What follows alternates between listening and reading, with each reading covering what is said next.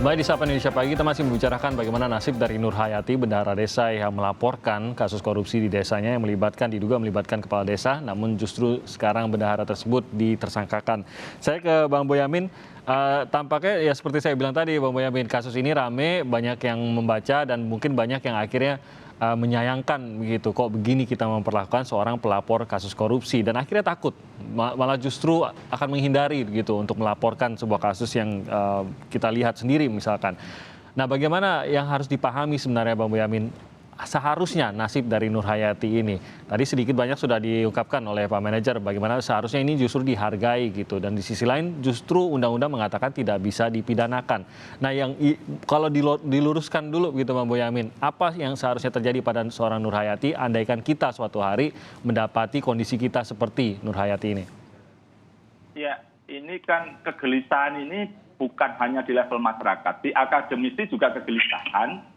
Sampai beberapa orang yang itu menghubungi termasuk Pak Hairul Huda yang biasanya ini jadi tenaga ahli Kapolri pun begitu, meminta saya untuk pra-peradilan dan siap jadi saksi dengan gratisan. Dan ada temannya yang Dr. Aidianto dan beberapa orang semua menghubungi saya begitu untuk bersedia jadi saksi ahli di pra-peradilan. Jadi nanti kalau ini tidak segera ada penyelesaian dan lawyernya Bu Nur Hayati katanya juga pra-peradilan, saya juga akan mengajukan pra-peradilan tersendiri juga kalau perlu, biar ramai sekalian nanti saksi ahlinya sampai 100 begitu. Jadi biar jadi ini show of force masyarakat dan akademisi melawan sesuatu yang tidak benar begini oleh penegak hukum. Jadi ini sesuatu yang menggembirakan karena akademisi pun sampai pagi ini menghubungi saya banyak sudah untuk ikut menjadi saksi ahli. Nah, ini mestinya ditangkap oleh kejaksaan maupun kepolisian. Stoplah ini, tidak usah nunggu pra-peradilan dan tidak usah nunggu sesuatu yang gembirakanlah masyarakat ini dengan cara akhirnya dibatalkan status tersangkanya ini dan masyarakat akan semakin bersemangat untuk menjadi pelapor korupsi. Kalau dari sisi saya yakin Bu Nur Hayati tidak salah. Karena satu, dia pasti merasa muak gitu karena sampai akhirnya lapor ini, dan kedua juga dia menurut kakaknya itu diancam-ancam dipecat dan sebagainya. Jadi itu saya yakin Bu Nur Hayati levelnya ini tadi juga pasal 51 KUHP itu bahwa dia menjalankan perintah bahwa atasan tidak bisa dipidana. Jadi secara substansial dan maupun secara formil saya meyakini Bu Nur Hayati tidak salah, maka perlu kita bela rame-rame. Dan inilah yang posisi kemudian gitu kalau mau begitu Kejaksaan Agung close juga karena apa? Jangan sampai nilai setitik merusak susu senegara ini karena misalnya restoratif justice kemarin dapat apresiasi bagaimana seorang pencuri yang menghidupi ibunya kemudian diampuni, tuntutannya dicabut dan kemudian bahkan ibunya diberi sembako. Itu masyarakat mengapresiasi. Dan Kejaksaan Agung juga sudah kasus besar Jiwasraya, Asabri, dan kemudian saya menyarankan kepada Kapolres dan teman-teman penyidik itu kalau ada sesuatu begini ini hubungilah Boyamin, ada solusi lah. Pernah karena dalam kasus TPPI yang Hogo Wendrakno itu kan tidak bisa P21. Saya pra-peradilankan 2 kali P21. Terus kemudian tidak lama sudah P21 tidak diterima penyerahan berkas dan orangnya meskipun in absentia saya pra-peradilankan 3 kali akhirnya terima dan disidangkan in absentia. Pokoknya nggak perlu bingung gitu ya. Iya, boleh ditanya gitu bahkan ya. levelnya bintang loh itu yang minta tolong saya itu. Jadi kalau ada sesuatu apa itu baik jaksa maupun polisi ada masalah malah menghubungi Boyamin begitu. Kalau penyidiknya juga kemudian katakanlah penegak hukum di kepolisian sedikit nakal biasanya jaksa ini menghubungi Boyamin tuh perkaranya nggak diserahkan sini tolong dong ada gugat polisinya misalnya gitu. Jadi kadang-kadang lucu aja saya ini partikelir yang tidak punya kewenangan apa-apa, tapi kemudian bisa jadi solusi gitu. Jadi saya declare aja sekalian kalau ada masalah penegak hukum hubungi Boyamin sekalian gitu aja. Tapi nggak boleh begitu seharusnya Bang Boyamin ya. Seharusnya penegak hukum sudah memahami sendiri gitu ya. Iya. Oke, justru saya ke Mbak Pungki, saya akan membawa hal tersebut nih. Bang Boyamin memang menawarkan kalau mau mungkin bingung-bingung bisa berkonsultasi, tapi di sisi lain kan kita ingin bahwa aparat kita pada saat menghadapi hal seperti ini bagi masyarakat saja sudah cukup jelas orang ini membantu kok ditersangkakan. Seharusnya bagi aparat hukum lebih jelas lagi karena yang lebih memahami undang-undangnya. Apa yang bisa dibenahi di sini khususnya untuk kasus ini dan ke depannya, Mbak Pungki? Betul. Ini profesionalitas penyidik dan kemudian pengawasan penyidikan itu yang paling penting ya, Mas Timothy. Termasuk juga bagaimana penyidik bisa berkoordinasi dengan baik dengan kejaksaan atau penuntut umum. Nah, ini dengan turunnya Wasidi, saya berharap kasus segera digelar perkara dan kemudian diputuskan untuk tersangkanya dibatalkan seperti itu. Nah, kompolnas itu dalam bentuk sendiri kami SP3 akan kah atau apa Mbak Pungki? Kenapa? Dalam bentuk SP3 atau apa berarti kalau gitu? Iya, dalam bentuk SP3 gitu ya. Oke. Nah, kami akan turun juga ya Kompolnas karena kami melihat dalam kasus ini menjadi kasus menonjol dan kami menduga ada diskresi yang keliru yang dilakukan oleh penyidik. Dan karena ini saya berharap simultan ya, keroyokan ya. Saya berharap Ibu Nur Hayati dan lawyernya bisa secepatnya mengajukan pra peradilan sehingga dengan keroyokan ini bisa didapatkan hasil yang bagus untuk Bu Nur Hayati dan juga ini bisa menjadi contoh yang baik bagi pelapor kasus-kasus korupsi. Nah, apa yang disampaikan Pak Manager misalnya desakan pada jaksa atau penuntut umum untuk menahan perkara itu penting juga mendapat perhatian dari Kejaksaan Agung. Jadi perkara ini bukan perkara level Cirebon saja, tapi ini sudah menjadi perhatian nasional dan ini saya berharap pimpinan masing-masing institusi memberikan perhatian juga. Seperti itu. Oke. Terima kasih Mbak Pungki. Saya ke Pak Manajer. Di tahap kasusnya Bu Nur Hayati ini, sebenarnya LPSK apakah bisa mengambil bagian juga pada saat melihat bahwa seorang saksi yang seharusnya menjadi saksi, tapi akhirnya justru mungkin tidak mendapatkan perlakuan hukum yang memadai, entah itu salah proseskah dan lain-lain. Sebenarnya di sini apakah LPSK juga sudah bisa masuk atau bagaimana sebenarnya Pak Manajer?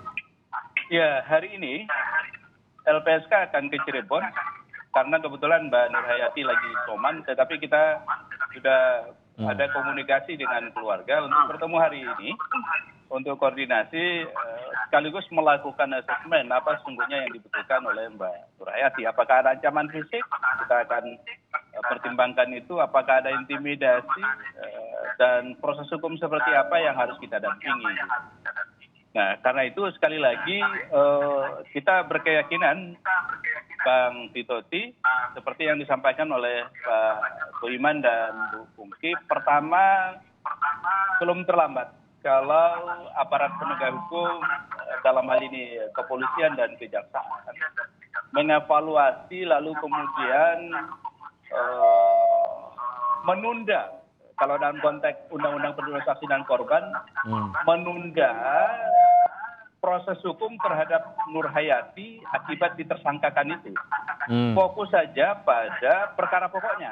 Perkara pokoknya kepala desa yang kemudian jadi tersangka dengan kasus tindak pidana korupsi. Kalau nanti misalnya perkara pokoknya sudah selesai dan berkekuatan hukum tetap, silakan diproses. Ya. Silakan diproses, tetapi sebelum itu maka wajib hukumnya ditunda. Ya. Kalau tetap ini berproses, saya kira upaya hukum untuk melakukan pra peradilan itu salah satu ikhtiar yang bisa dilakukan. Tetapi sebetulnya LPSK belum pernah menggunakan kewenangan untuk menuntut balik mereka-mereka yang kemudian menghalangi upaya-upaya hukum yang dilakukan oleh LPSK berkaitan dengan hak-hak sebagai pelapor. Padahal di Undang-Undang 31 itu sebetulnya orang yang sudah kita ingatkan ada hukum begini lalu kemudian tetap masih ngotot, sebetulnya LPSK punya kewenangan menuntut secara pidana mereka-mereka yang masih ngotot itu.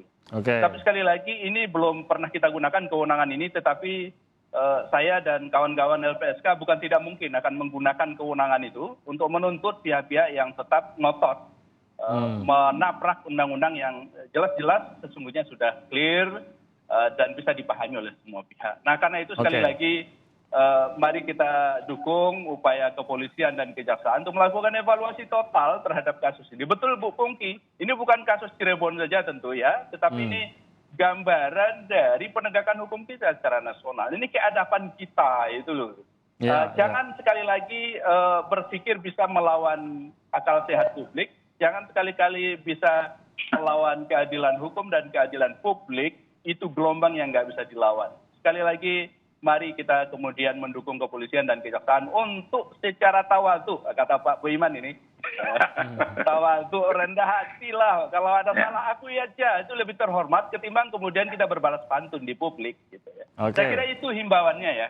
Oke, tapi sedikit saja Mbak Pungki, ini sudah di jalur yang benar untuk perbaikan ya saat ini kan Barreskrim sudah mengambil perhatian dan akan mendalami gitu ya. Ini mungkin langkah terbaik untuk saat ini?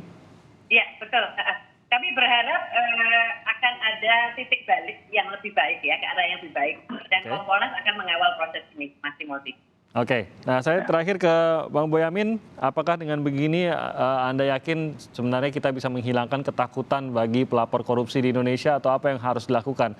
Karena kalau tadi saya sempat bertanya mengenai premi 200 juta itu, menarik pasti untuk warga Indonesia mendapatkan 200 juta kalau melaporkan kasus korupsi, tapi ternyata dengan banyaknya kasus korupsi belum pernah ada yang menerima, Bang Boyamin ya. Dan mungkin bagaimana agar ini justru bisa bagian ini justru yang kita sorot, bahwa seorang yang melaporkan kasus korupsi akan dihargai dan dilindungi di negara ini. Ya, jadi ini sebelum ke sana, stop kasus ini sebagai bentuk penghargaan kepada masyarakat secara keseluruhan, bukan hanya kepada Nur Hayati loh ini. Ya, artinya tidak usah bertele-tele penegak hukum, polisi dan jaksa, hentikan terhadap penetapan tersangka di SP3 dan Kejaksaan Agung. Saya yakin ini ekspos minggu ini, maksimal minggu depan juga sudah saya paksa, bahasa saya terpaksa itu. Kalau enggak saya gugat sampai level tertinggi misalnya. Sudah saya beri ancaman. jadi sudah saya upayakan ini. Karena ini apapun bentuk recovery terhadap trauma masyarakat. Karena 2 hari 3 hari ini, bahkan seminggu ini masyarakat sudah pasti takut memperkarakan korupsi lagi karena takut dijadikan tersangka seperti ini. Jadi ini masyarakat sudah trauma ini harus dipulihkan dengan cara stop, tidak usah bertele-tele semua. Dan Mbak Pungki saya kira bisa memaksa kepolisian untuk SP3. Dan karena nanti juga saya memaksa kejaksaan barangkali tanda kutip itu untuk menyelesaikan ini dalam bentuk ya sudah tidak perlu diserahkan orangnya, tersangkanya dan kemudian ditutup di kepolisian. Jadi saya kira ini suatu langkah yang pertama. Kedua, saya juga sebenarnya berharap PP yang mengebiri menjadi 200 juta itu dicabut sehingga masyarakat lebih antusias. Karena sebenarnya undang-undang kita menyebut 2 per mil. Jadi kalau saya kasus Jiwasraya itu bisa diselamatkan 15 triliun, harusnya saya minimal dapat 15 miliar itu sebagai pelapor. Tapi itu artinya masyarakat ini perlu dihargai seperti itu. Dan saya yakin LPSK sebenarnya sudah tahapan tertentu sudah menaikkan tensi untuk penetrasi. Meskipun beberapa saya melihat dalam kasus pajak yang terkait dengan Duta Sari Citra Laras itu zaman Hambalang itu nampaknya diabaikan. Tapi nanti untuk memperkuat LPSK untuk menggunakan kewenangannya menuntut tadi kalau perlu ya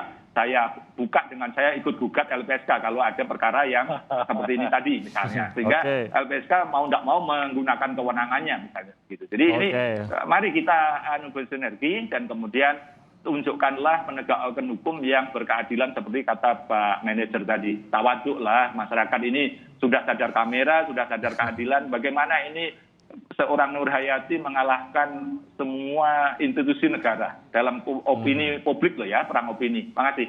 Oke, terima kasih Bang Boyamin. Terima kasih juga Pak Manajer dan juga Mbak Pungki. Terima kasih sudah hadir dalam perbincangan kita pada pagi hari ini. Semoga sehat-sehat terus dalam bertugas Bang Boyamin, Mbak Pungki dan juga Pak Manajer.